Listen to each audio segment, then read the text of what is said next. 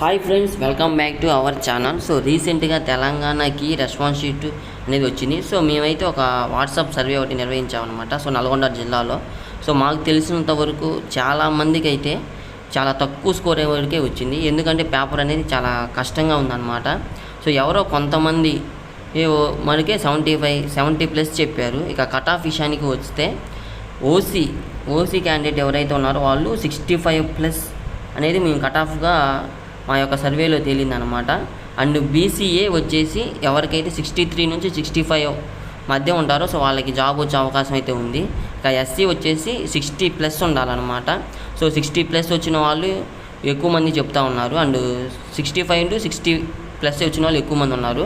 And ST వచ్చేసి 55+ ఉన్న వాళ్ళు ఎక్కువ మంది ఉన్నారనమాట. సో ఇది కట్ ఆఫ్ మార్క్స్. సో మరియు